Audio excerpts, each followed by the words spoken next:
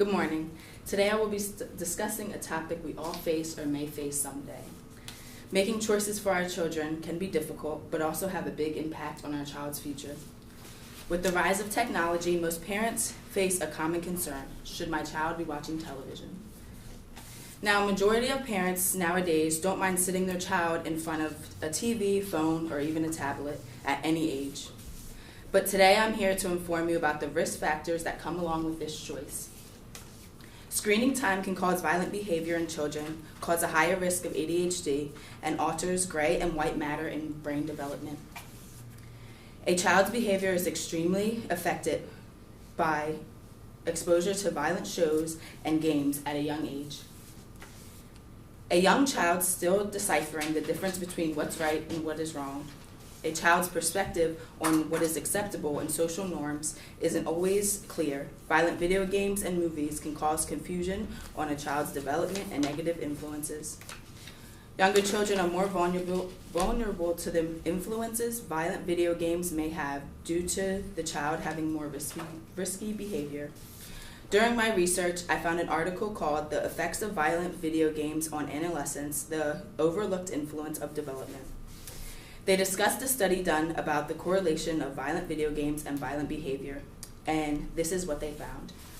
Over the past 2 decades, more than 20 studies have assessed the relationship between violent video games and aggression during the adolescent period. Both correlation and experimental studies often support a connection between exposure to violent video games and aggressive behavior. The aggression is more triggered in children who begin the violent video games at a younger age. Bringing me to my next point, violent video games and television are causing violent behavior. They aren't only causing violent behavior, they are also putting your child at risk for ADHD and diminished social skills. According to an article, playing violent video games, good or bad? Certainly, it is good for a child to play. In fact, kids are not getting enough free play today, leading to high rates of ADHD and diminished social capabilities. Children learn many things through play, especially a friendly rough and tumble play, which makes the brain develop in multiple ways.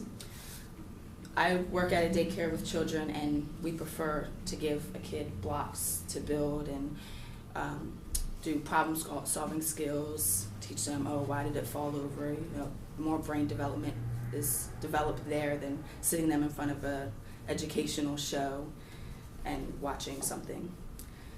Children have a better learning experience through hands-on or kinesthetic simulations, such as this helps the brain development a lot more than television.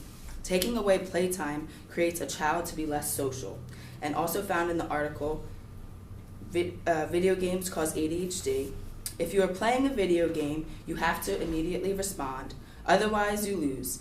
You have no choice. You have no time to think. So kids with ADHD are more drawn to that. The stimulants that is given to the brain from video games and television keeps the children focused on things while they are not interacting.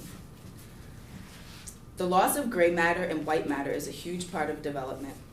According to gray matters, too much screening time damages the brain. Multiple studies have shown a shrinkage or loss in tissue volume or in gray matter, areas where processing occurs. Gray matter in our brain is room for growth and development.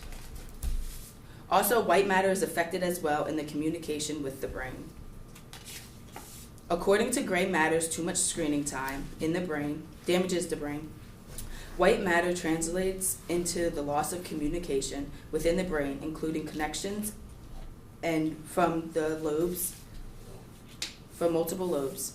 In conclusion, the damage to your child's development can come down to this one last choice: knowing the risk of ADHD, loss of social capabilities, violent behavior, and loss of white and gray matter.